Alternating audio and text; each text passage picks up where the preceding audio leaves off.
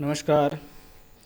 आपका birth detail मिला 6 मार्च 1990 12:53 पर दोपहर के समय में आपका जन्म हुआ। जिस समय आपका जन्म हुआ उस समय ब्रह्मांड में मिथुन लगन और मिथुन राशि थी, यानी ब्रह्मांड में मिथुन लगन का उदय हो रहा था और चंद्रमा गोचर करते हुए मिथुन राशि में चल रहे थे। आपके लग्न और आपकी राशि दोनों के मालिक बुध हैं और दोनों का मालिक बुध भाग्य स्थान में बैठा हुआ है। इसका मतलब है व्यक्ति भाग्यशाली है। जीवन में उसको भाग्य के भरोसे काफ़ी चीज़ों के भोग करने का अवसर मिलेगा। सूर्य के साथ में है, सूर्य तीसरे घर का मालिक है, इसलिए स्वयं के बल पर भाग्य को बनाने में सक्षम होगा। लेकिन 9वें घर में सूर्य शनि की राशि में शनि की तीसरी दृष्टि से दृष्ट है। इसका मतलब ये व्यक्ति जीवन में अपने पिता से वैचारिक मतभेद रखेगा या पिता द्वारा कही हुई बातें उसको खराब लगेंगी या चुभेंगी। मैंने ऐसी बहुत सी हॉरोस्कोप्स में देखा है जो पिता पुत्र के बीच में वैचारिक मतभेद कराने में सक्षम है। लेकिन क्योंकि आपका लग्नेश और राशि दोनों का मालिक 9th हाउस में है, तो ये बात भी पक्की है कि आपको जीवन में अच्छा राइज कराने में, जीवन में तरक्की दिलाने में आपके पिता का ही बहुत बड़ा सहयोग रहेगा।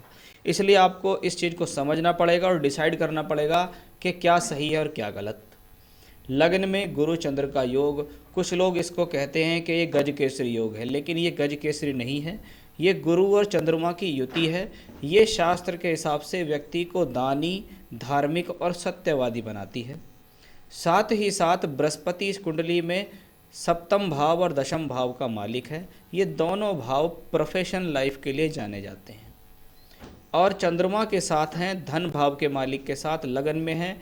अगर आपके घर में कोई भी व्यापार होता हो तो आप अपने जीवन में उस व्यापार को अपनाइए, वो आपके लिए बहुत बेहतर रहेगा। उसके साथ साथ खाने पीने से संबंधित व्यवसाय भी इस व्यक्ति के लिए जीवन में बेहतर रहेगा।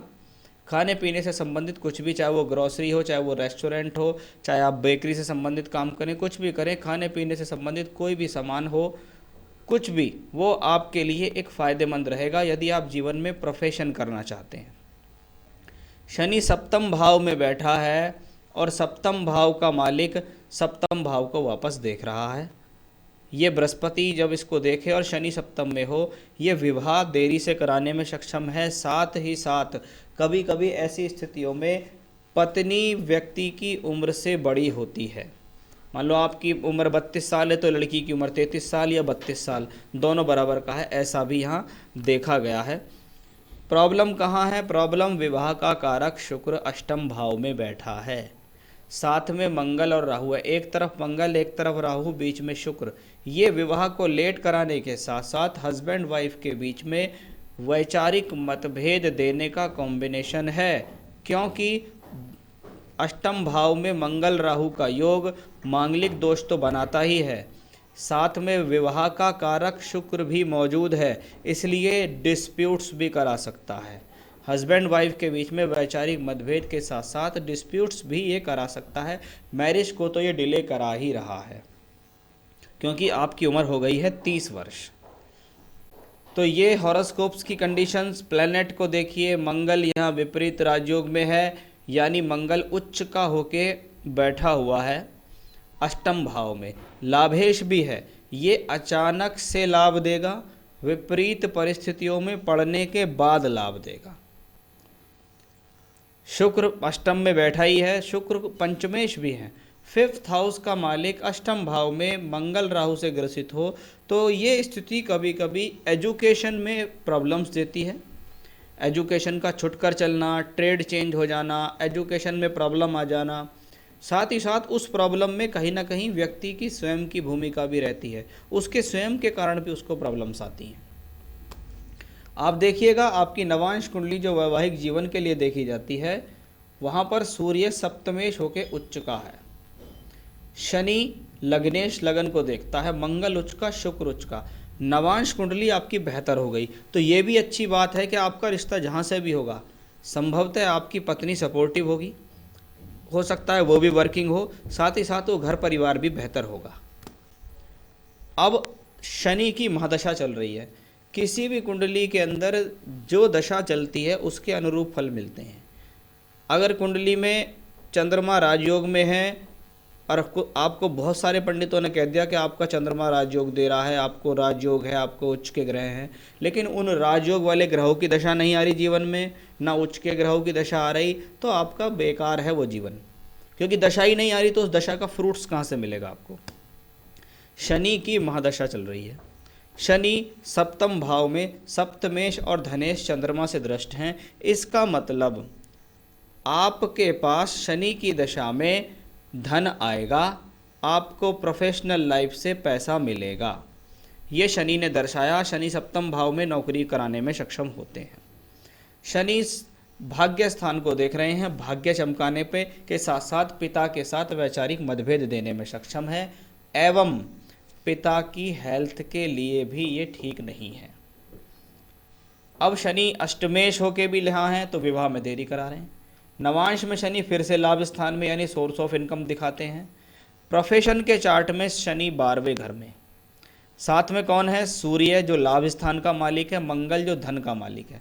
तो कभी कभी व्यक्ति को लाभ प्राप्ति के लिए घर से दूर जाना पड़ता है। कभी कभी लोग घर से दूर रहकर नौकरी करते हैं, या रोजाना का ट्रैवल रहता है उनका, रोजाना 25-30 किलोमीटर जाना, 25-30 किलोमीटर आना। ऐसी सिचुएशंस भी लोगों के साथ देखी गई है।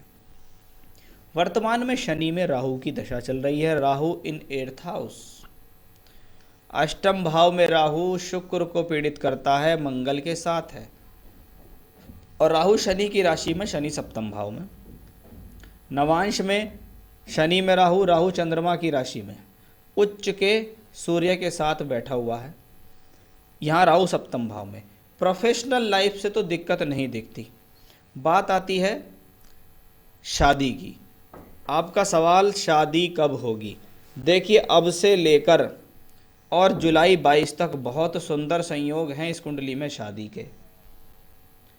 ये शादी या तो आप अपनी पसंद से करेंगे, या आपका कोई बहुत नज़दीकी व्यक्ति विशेष रिश्ता लेकर आएगा, वो आपका विवाह कराएगा। तो चांसेस अच्छे खासे यहाँ बने हुए हैं। तो ये शादी से संबंधित बात हुई। लास्ट में आपको मैं उपाय बताऊंगा जिनको करने से आपको कुछ समस्याएं सॉल्व हो जाएंगी। आप पूछ रहे हैं मेरा अपना घर कब होगा? अपना घर के लिए आपको दशा चाहिए बुध की। वो बुध की दशा आएगी आपको जनवरी 25 से जून 27। इस दौरान आप निश्चिततः स्वयं के बल पर कोई ना कोई प्रॉपर्टी, फ्लैट, ज़मीन अवश्य परचेज करेंगे, और भविष्य में भी आप अपने स्वयं के बल पर काफ़ी प्रॉपर्टी परचेज करेंगे। आप पूछ रहे हैं अच्छा समय कब? मेरे हिसाब से तो श्रीमान जी आपको अभी भी अच्छा समय चल रहा है। यहाँ बात होती है सेटिस्फेक्शन की। पैसा तो आपके पास अभी भी आ रहा है, चाहे आप अपने फिजूल खर्चे या अपनी ज़रूरतों को पूर्ति करते हुए उन्हें खर्च कर रहे हों तो बात अलग है, नहीं तो ईश्वर कृपा से आपके पास अभी भी पैसा आ रहा है। और अभी जनवरी 25 के बाद तो ये स्थिति और भी बढ़िया होती चली जाएगी, आप और अच्छा धन कमाएंगे। आप कह रहे हैं पैसा नहीं रुकता, पैसा आता तो बहुत है। वो यही है, सुख सुविधाओं के चक्कर में जाता है। शुक्र राहु का योग व्यक्ति को शौक पसंद बनाता है। थोड़ा सा टारगेट सीधे करिएगा, हो सकता है आप अपने खर्च को रोकते हुए पैसा जोड़ पाएँ। नौकरी में हाई पोस्ट कब मिलेगी? देखिए, हाई पोस्ट के लिए अभी थोड़ा सा आपको वेट करना पड़ेगा, यानी बुध की महादशा तक का वेट करना पड़ेगा। तब तक आप सुचारू रूप से नौकरी करते रहेंगे। आने वाले समय में जुलाई 22 के बाद एक बड़ा स्थान परिवर्तन योग आपके चार्ट में दिखता है, यानी आपको कोई बेटर अपॉर्चुनिटी मिलेगी नौकरी में, जिसमें चेंज करके आप स्थान परिवर्तन करके किसी दूसरी जगह जाकर काम करेंगे। तो वो कॉम्बिनेशन भी मुझे यहाँ दर्शित हो रहा है। तो हाई पोस्ट के बारे में बात करें, जनवरी 25 के बाद इस कुंडली का बहुत अच्छा समय स्टार्ट है। फिर आप स्टेप बाय स्टेप आगे चलते ही चले जाएंगे। हो सकता है तरक्की प्राप्त करने के लिए घर से दूर आपको जाना पड़े। घर से दूर का मतलब होता है विदेश में जाना पड़े। आपने मुझसे सवाल भी पूछा, विदेश योग या विदेश में जॉब? बिल्कुल, विदेश योग और विदेश में जॉब के बहुत अच्छे चांसेस हैं इस कुंडली के अंदर। वो भी वही है कि 2024 के बाद जो 25 से आपको बुध की दशा लगेगी, आपको ट्राई करना चाहिए। अगर आप एक बार विदेश चले गए तो लंबे समय तक वहाँ आप रहेंगे और अच्छा खासा धन भी कमाएंगे। तो ये था आपके हॉरोस्कोप का एनालिसिस और आपके सवालों के जवाब। मेरे हिसाब से इस कुंडली में कोई प्रॉब्लम नहीं है। सिर्फ प्रॉब्लम कहाँ है? प्रॉब्लम ये है कि इस व्यक्ति का विवाह नहीं हो रहा। जैसे ही विवाह हो जाएगा लाइफ बेटर होती चली जाएगी। अब करना क्या है? देखिए, सबसे पहले तो एक बहुत अच्छा सा पन्ना सीधे हाथ की कनिष्ठा उंगली में चांदी में धारण कर लो। आज ही धारण कर लो, जितना जल्दी हो सके धारण कर लो, आपके लिए बहुत ज़्यादा बेहतर रहने वाला है।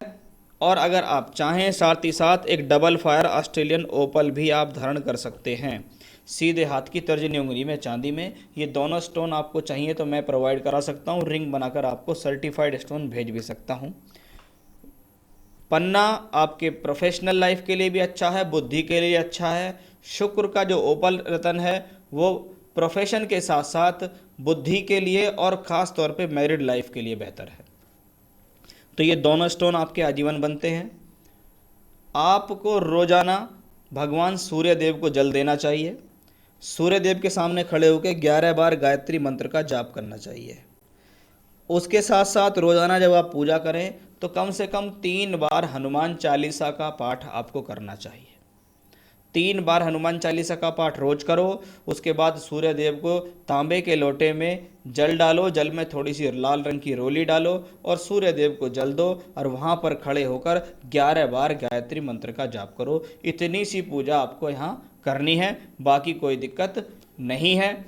जब कुंडली में अष्टम भाव में राहु शुक्र मंगल का कॉम्बिनेशन होता है तो मैंने बहुत लोगों को ये देखा है, ये व्यक्ति के भीतर कामुकता को जागृत करता है। तो आपको अभी भी अपने ऊपर संयम रखना होगा। शादी के बाद ये स्थिति काफ़ी हद तक सॉल्व हो जाएगी। तो ये था आपका हॉरोस्कोप, उसका एनालिसिस। आपके द्वारा पूछे गए सभी सवालों के जवाब मैंने यहाँ आपको दिए हैं। नमस्कार।